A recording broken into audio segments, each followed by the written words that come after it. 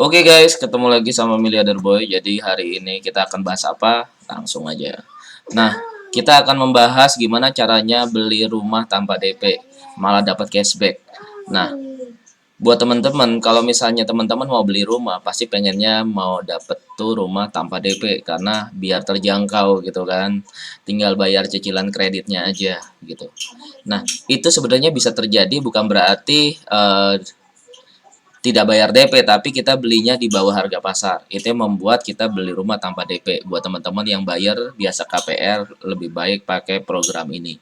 Langsung aja guys. Yang pertama adalah konvensional dan startup. Jadi startup bisnis properti gua tuh udah naik ya dari 3.0 ke 4.0. Nah, perbedaannya adalah di sisi kiri ya, di sisi kiri dan sisi kanan. Nah, di sisi kiri ini kebanyakan orang naikkan nilai aset. Di masa lalu tuh banyak orang menaikkan nilai aset dengan cara yang curang oleh nasabah nakal. Biasanya mereka itu untuk negosiasi sama marketingnya dia naikkan dan upkan propertinya untuk mendapatkan KPR, dan dari situlah yang disebut cashbacknya guys.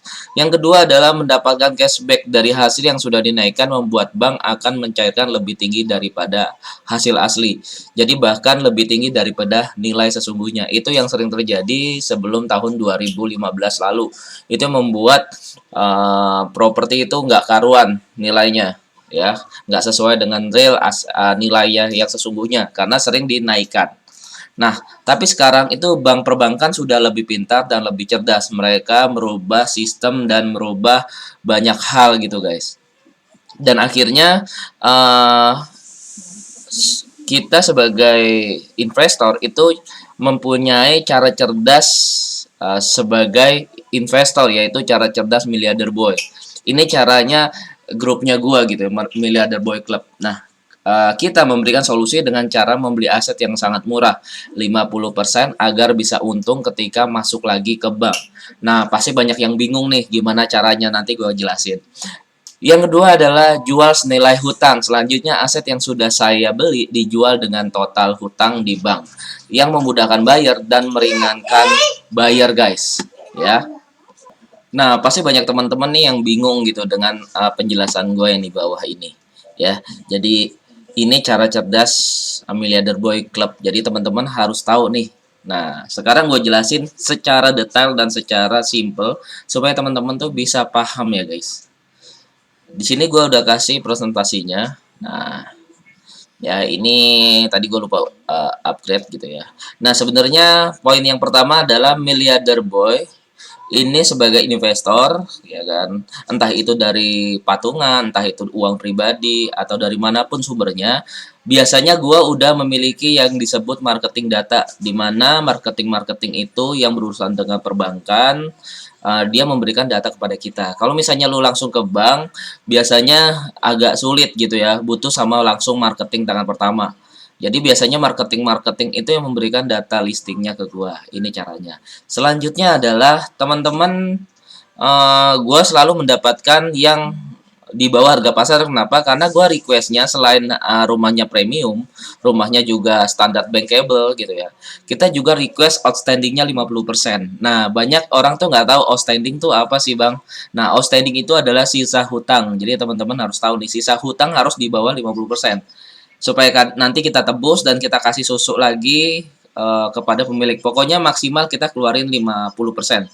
Jadi kalau misalnya contoh asetnya itu harga 1M, mungkin maksimal kita akan mengeluarkan dana sekitar 500 juta. Jadi kalau sisa hutangnya di bank itu sekitar 300 juta, 200 jutanya kita kasih susu ke pemiliknya. Kalau misalnya sisa hutang 400 juta, berarti maksimal kita kasih 100 lagi ke pemiliknya. Caranya sesimpel itu. Yang selanjutnya nomor 4 adalah deal di notaris. Jadi setelah semuanya oke, legalitas bagus, checking BPN sudah bagus, semuanya clear, kita deal di notaris ya. Semuanya transaksi jual beli guys. Jadi kayak ya kita transaksi beli biasa. Nah, selanjutnya itu ke sini dulu ya guys. Jadi dari sini ke sini dulu nih. Sorry, ininya belum gua rubah. Jadi yang selanjutnya kalau misalnya ketika kita sudah beli ya di nomor 4 ke nomor 7 ya, sorry ya, ini belum gua update. Ketika nomor 4 ini kita akan masukin lagi ke bank lagi dengan cara modal usaha kredit. Ya. modal usaha kredit. Oke, selanjutnya setelah deal notaris, lanjutin lagi ya guys. Ketika itu kita jualan ya, sambil jual yang namanya properti itu kan, jualan itu kan nggak langsung cepat terjual gitu guys. Di mana-mana kalau misalnya lu jualan rumah itu mungkin resikonya di dua waktu, kita nggak tahu bisa cepat atau lambat aset itu terjual. Nah, ini cara gua untuk supaya bisa cepat move lagi. Jadi biasanya kalau misalnya belum laku, gua sewain. Nah, dari disewain ini kita masukin lagi ke bank supaya kita buat muterin lagi duitnya. Nah, siapa yang bayarin siapa yang bayarin cicilan kita di bank itu dari hasil sewa. Di sini nih harusnya sewa dulu nih. Nah, ketika hasil sewa ini untuk bayarin. Kita jual senilai hutang aja guys. Biasanya kalau misalnya modal usaha bisa 70 sampai 80% ya. Kita jual senilai hutang bank aja. Kita nggak usah jual-jual di atas harga pasar, nggak usah, biar cepet terjual supaya kita move lagi ada yang bayarin. Nah, ada bayarin hutang kita di bank. Jadi kalau misalnya laku terjual senilai hutang bank, itu biasanya nasabah beli rumah tanpa DP. Karena nanti dia tinggal pelunasan aja ke bank, sertifikatnya diambil senilai hutang. Jadi dia nggak usah ngasih duit ke kita, dia tinggal ngasih duitnya ke bank. Jadi lu beli di bank. Yang pertama kita udah beli, terus banknya beli dengan harga yang lebih murah gitu ya, 80%. Sisanya teman-teman yang masukin lagi 80% seperti itu. Kurang lebih 70 sampai 80%. Jadi jual senilai hutang, guys. Nah, itu yang teman-teman harus tahu nih. Nah, selanjutnya ketika ketika kita jual senilai hutang dan ketika semuanya checking BPN clear dan bisa di KPR, disitulah sudah terjadi penjualan dan muter lagi duitnya. Nah, pertanyaannya balik lagi nih. Nah, dua pertanyaan ini. Gimana caranya teman-teman bisa dapat cashback?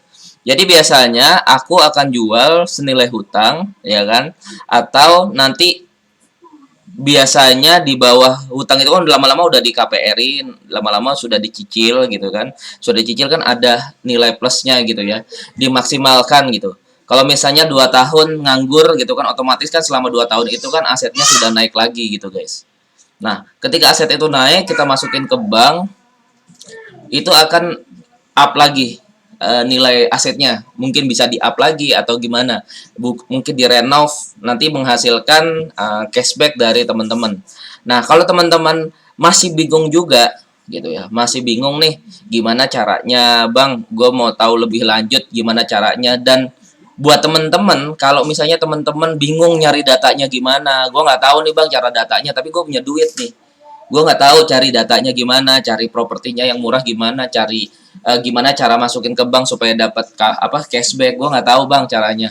Lu langsung aja DM di gue, kalau misalnya lu punya modal, lu langsung aja DM gue di Instagram di Miliarder Boy. Jadi nggak perlu repot-repot guys. Lu yang penting punya modal, atau kalau nggak punya modal, nggak punya duit cash gitu ya, lu bisa masukin ke bank. Kalau misalnya banknya udah ACC, gua nanti yang akan kasih data-datanya ke teman-teman.